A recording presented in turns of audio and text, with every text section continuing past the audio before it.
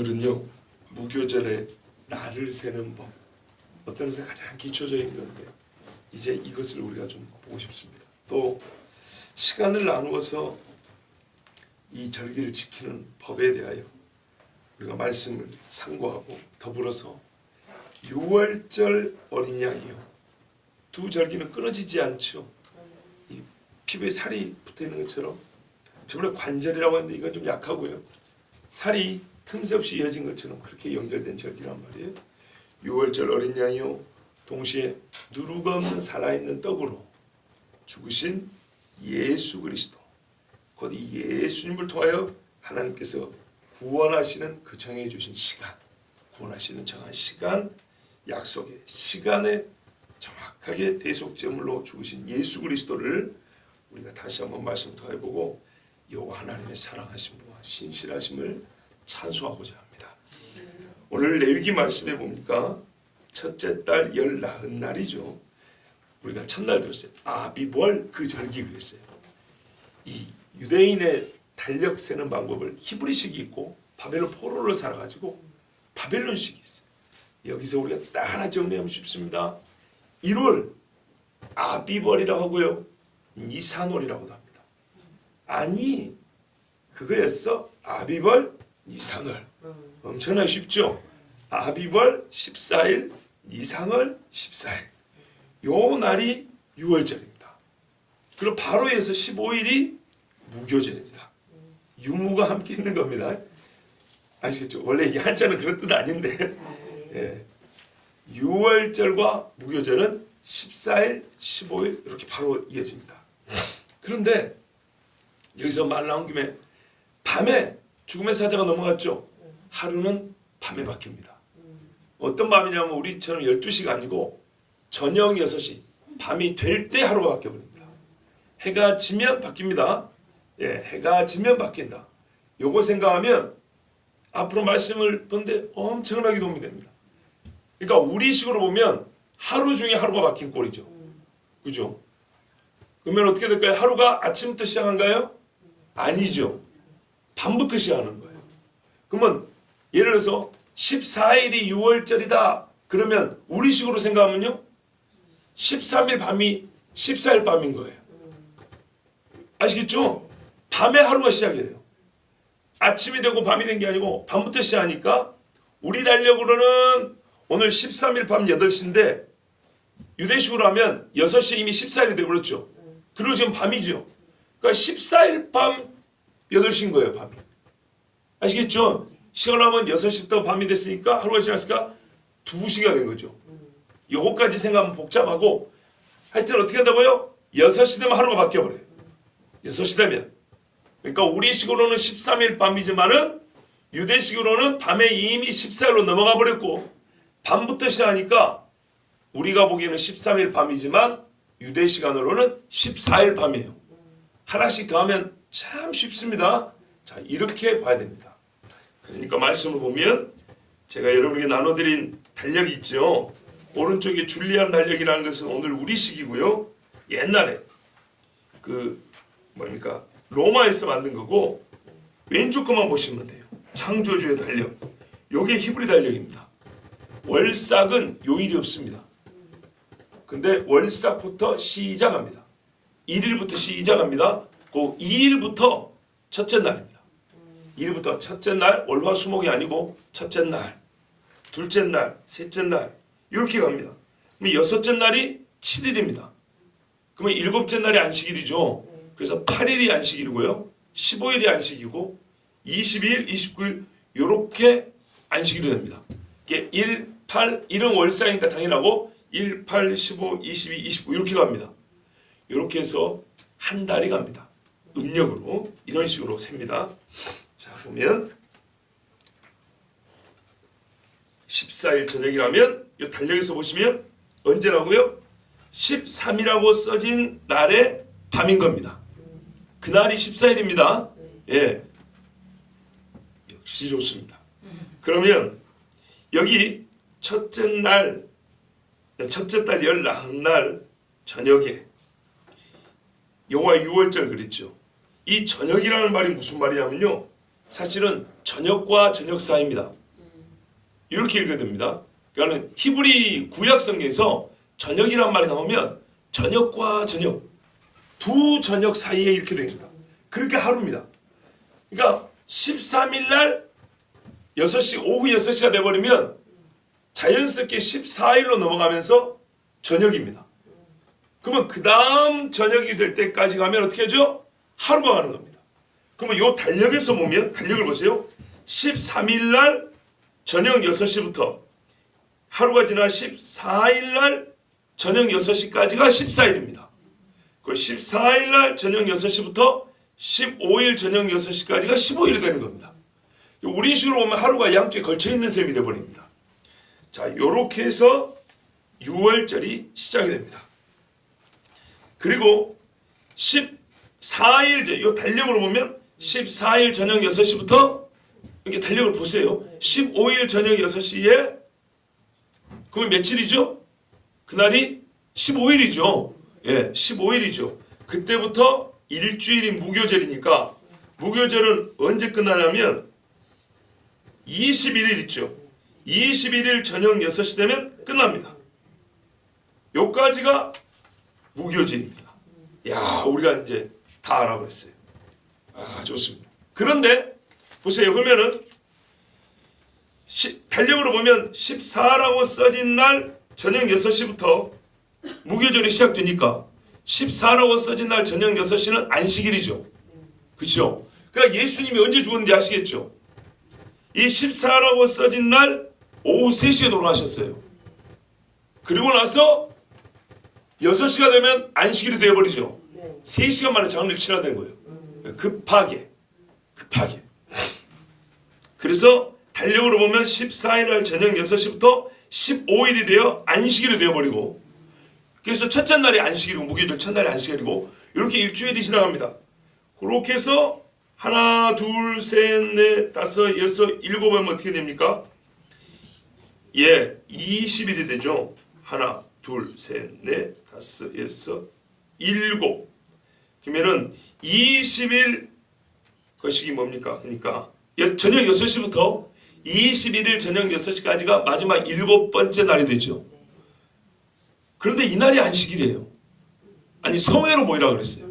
그러니까 첫날은 안식일과 겹치니까 성회가 되지만 마지막 날은 안식일 하루 전입니다. 안식일 하루 전이 성회로 모이고, 그리고 21일 날 저녁까지 끝나는데 21일 저녁부터 바로 또 20일 안식일이 연결되니까 마지막은 안식일이 2번 연결되는 겁니다. 안식일 직전에 안식일이 한 번 더 있는 겁니다. 그래서 무교절기는 어떻게 되냐고요?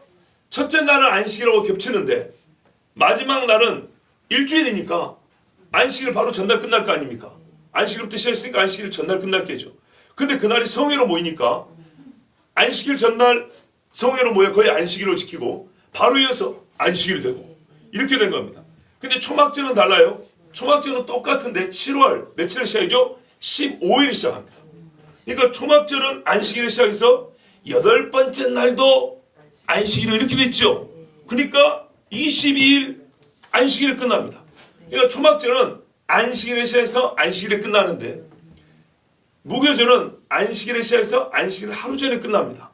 그런데 그 마지막 하루, 안식일 하루 전에 끝나는 그날도 성회로 모이라 그래가지고 안식일이 연달아 이틀 있는 셈입니다. 요 점에 대해서는 왜 그렇게 하셨는지 제가 아직 모르겠어요. 그러니까 하나님께서 기간 있는 안식일은, 아니 그 절기는 처음과 끝을 항상 거룩하게 모이라 그랬는데 그 공통점은 있는데 왜 7일로 했는지, 무교절을 왜 7일로 했는지, 초막절과 뭐가 다른지는 정확히 잘 모르겠으나 제가 엊그저께 말씀드린 대로 무교절은 우리가 항상 주님 앞에 서기 전에 정결케 하는 기간이잖아요.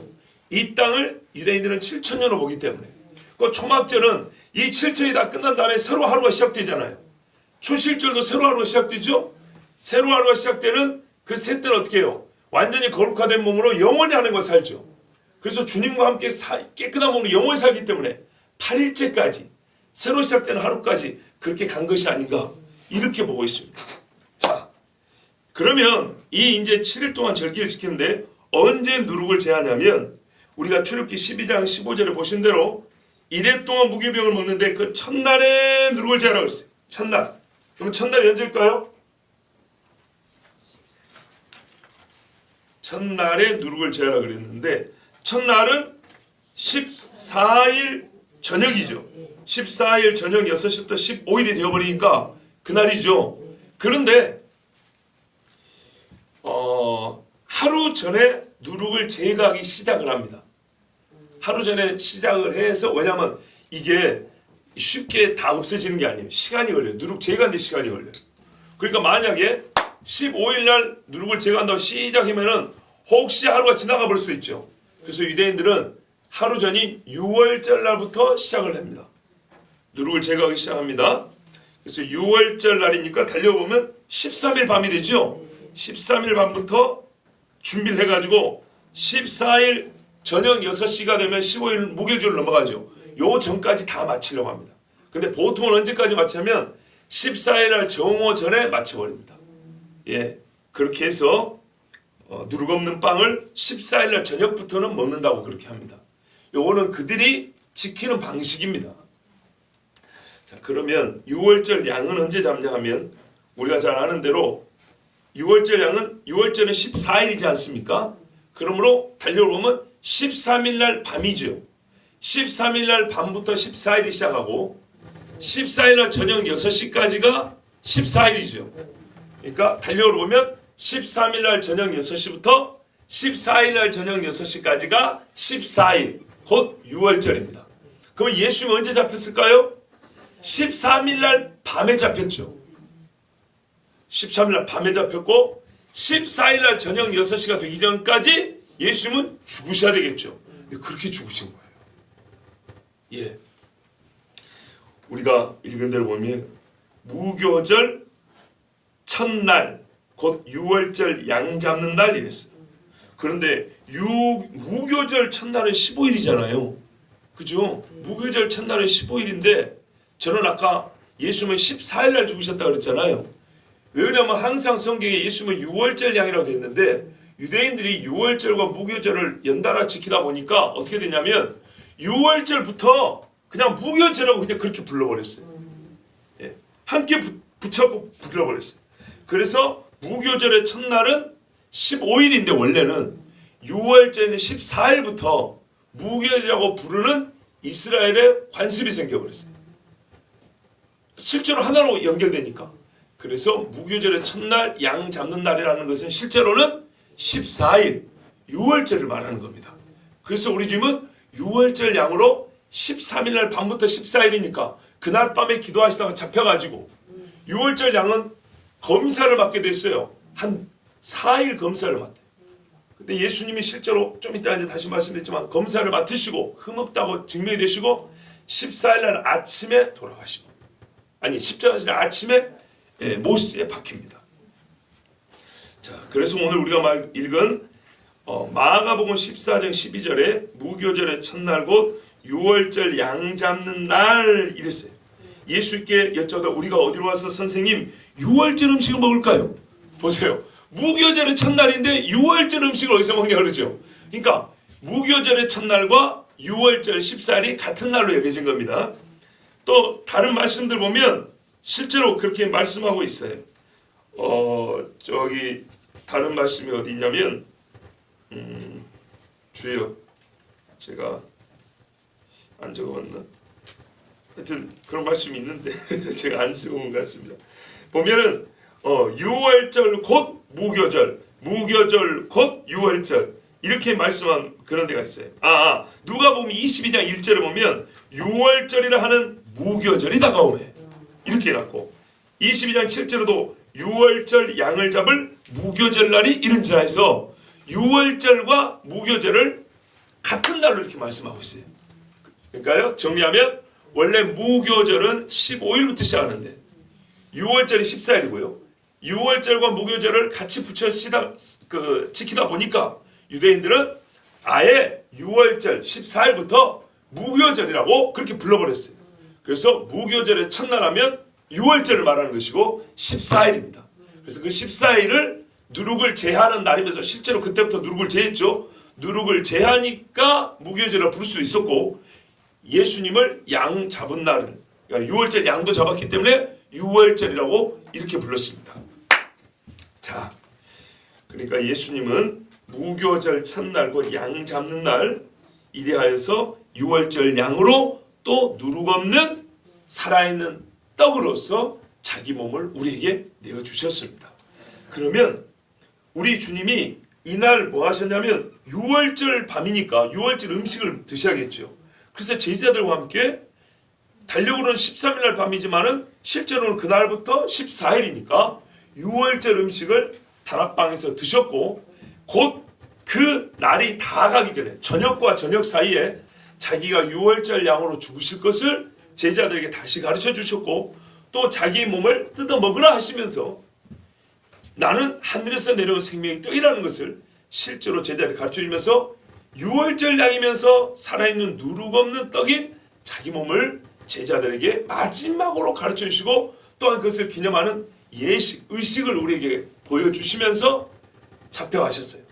그 밤에 잡혀가시고 밤새 내내 신문을 받으시고 아침에 아침 제사가 드려지는 9시, 성경 들으면 제3시, 마가복음 15장 25절에 때가 제3시가 되어 십자가에 못 박으니라 그랬는데, 이것은 14일 날 오전 9시로 6월절 양을 제단에 그 불 있죠. 예, 이 제단 불에 매달아 죽입니다. 그 정확한 시간에 예수님은 나무에 매달려 죽기 시작을 하신 겁니다. 양으로서. 그리고 6시간 고난을 당하시고 오후 3시 제9시에 죽으셨죠.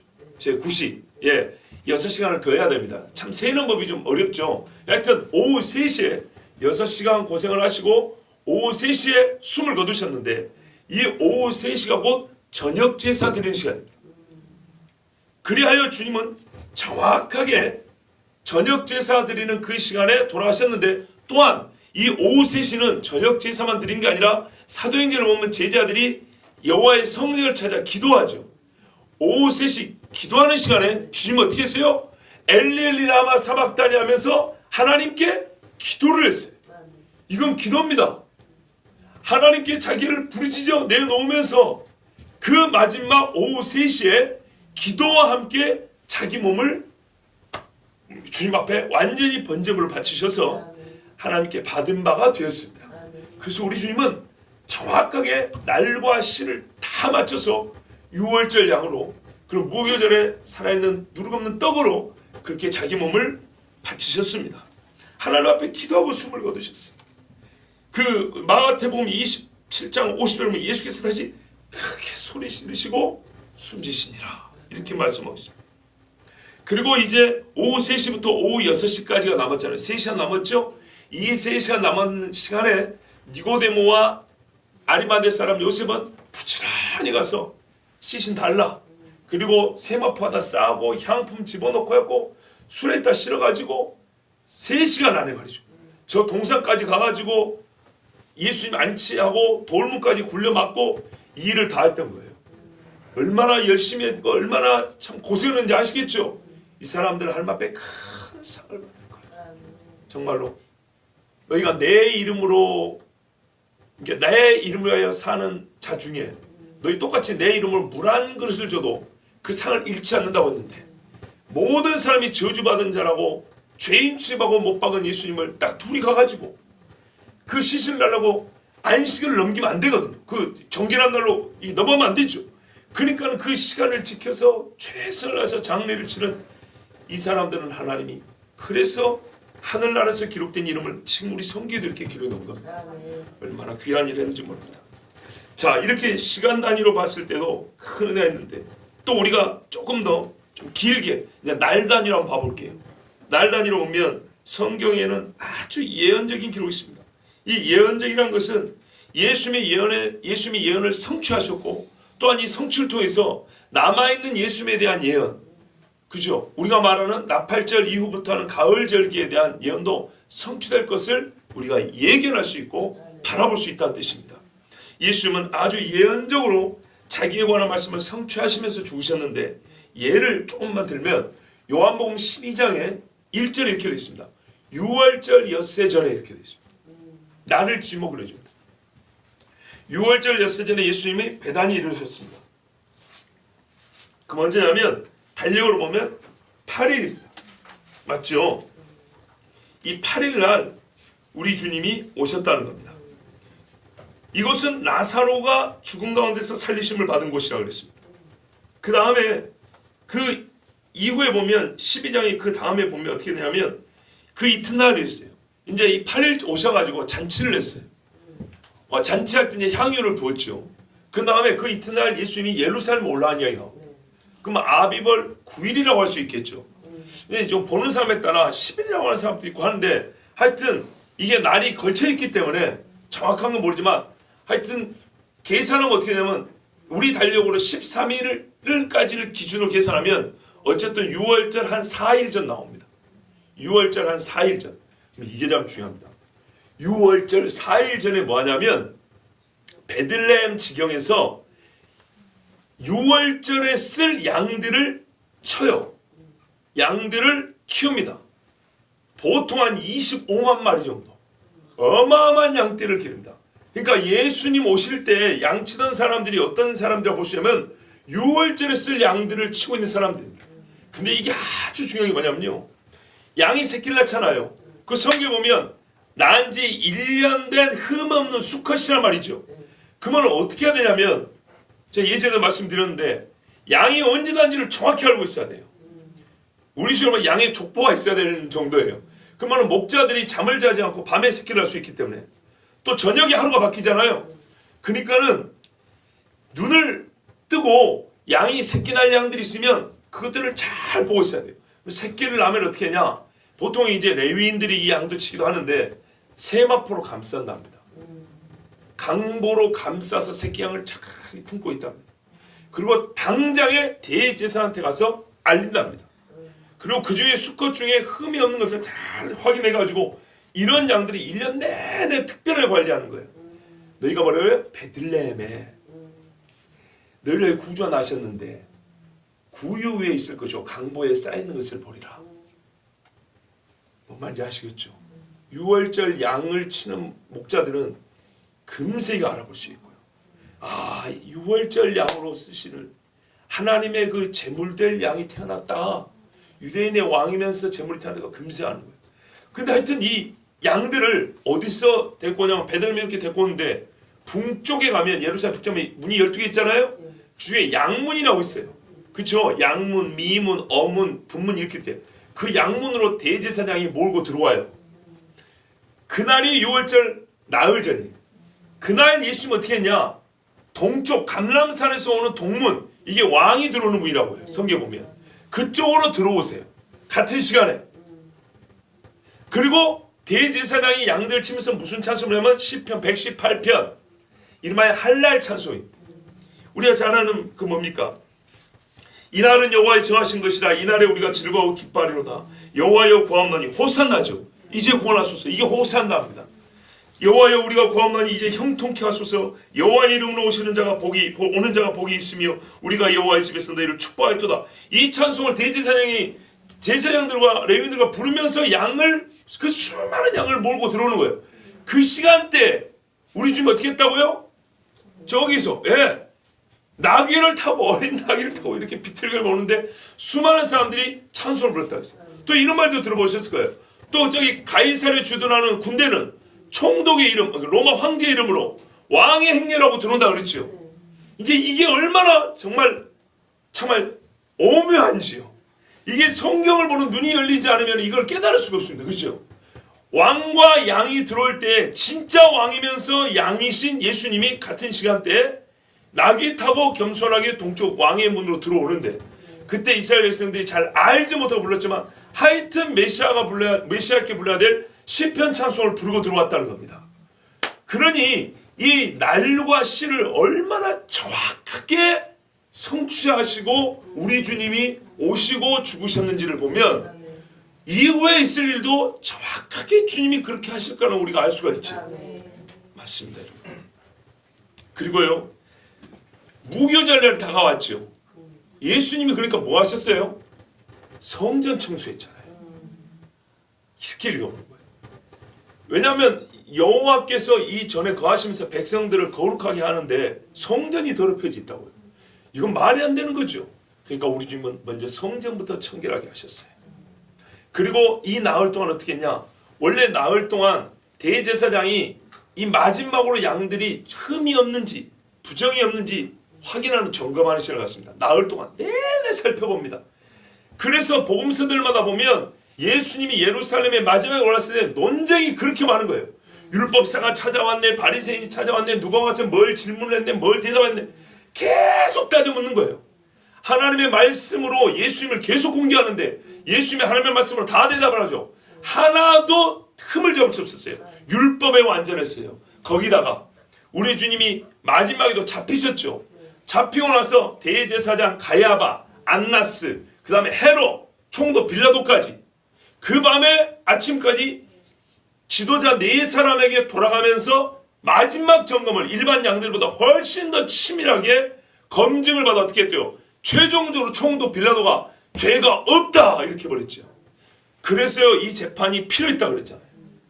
죄인으로 죽으셨지만 본인은 전혀 죄가 없다는 것을 만천하에 공포하셔야 유월절 흠없는 양으로 누룩없는 떡으로 죽을 자격이 있고 그 죽음의 효력이 우리에게 오는 것입니다. 이래서 우리 하나님은요 정말로 하나도 건너뛰지 않고 치밀하고 정확하게 미리 말씀하시고, 이거 거짓 선지자를 못 나갔어요. 미리 말씀하시고 하나 1.1에 틀림없이 이렇게 지키셨어요. 그러니까 우리 신앙생활도 그렇습니다. 우리 신앙생활도 솔직히 나부터도 우리 인간이니까 이건 좀 건너뛰었으면 좋겠고, 이거는 그냥 하나님 한번 눈 감아주시면 좋겠는데, 그랬으면 우리 구원 못 받아요. 우리 구원에 흠이 생기는 거예요. 틈이 생긴다. 그러나 이렇게 하나님의 아들도 뭐래요? 고난을 통하여 그들의 구원자를, 그죠? 그들의 구원자를 완전케 하심이 합당하다 그랬어요. 그러니까 우리가 고난을 통하여 성결하고 순결한 신부로 준비되게 하심이 합당하도다. 이렇게 하나님의 말씀을 받는 것이 은혜롭습니다. 자, 여러분, 여기까지 본문으로서 우리가 이 자체로도 참 많은 은혜를 우리가 받는데 더하여 2가지 교훈을 더 얻을 수 있습니다. 하나는 이미 말씀드린 대로 날과 시간은 이 때와 때 관계죠. 그리고 시각, 정확한 때죠. 날과 시간과 시각까지 정확히 맞추셔서 오시고 사시고 죽으셨던 예수님을 보면 주님 다시 오실 때도 어느 해인지는 모르지만 절기에 맞춰서 오신다는 것은 확실합니다. 그 날과 그때를 우리가 정확히 알 수는 없습니다. 성경대로 모릅니다. 그러나 아는 바는 뭐냐면 약속된 시간이기 때문에, 절기는 히브리 말 자체가 약속된 시간이기 때문에 그 약속된 때에 맞춰서 주님이 다시 오실 것입니다. 2번째는요, 우리가 성경을 세심하게 읽고 깊이 묵상하는 일이 참으로 중요하다는 것을 깨닫습니다. 조금 더 묵상하면 보이지 않는 선이 보입니다. 말씀과 말씀을 잇는 선이 보이고요. 조금 더 깊이 묵상하면 점과 점들도 따로 떠서 따로 춤추는 것이 아니라 한 하나님의 음악에 같은 몸짓으로 춤추고 있다는 것을 알게 됩니다. 예, 의미 없이 찍어진 점이 없습니다. 실수로 흘려 쓴 한 획도 없습니다. 성경은 모든 말씀, 모든 점 하나라도 하나님의 뜻이 다 담겨 있고 하나님과의 뜻과 뜻을 연결하고 있고, 그 연결된 선을 따라가다 보면 은혜가 없는 말씀이 한 구절도 없습니다. 그러므로 우리는 하나님의 말씀을 읽으며 쓰며 묵상하는 복을 오늘 하루도 놓치지 않냐고 누려야 합니다.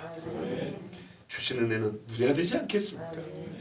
여러분, 우리는 무교절 특별 새벽기도를 통해서 성령의 감동으로 쓰신 말씀을 따라 하나님의 아들 예수 그리스도께서 유월절 양이요 또한 무교절에 누룩없는 생명의 떡으로서 우리에게 오셨음을 계속하여 듣고 있고 또한 보고 있습니다.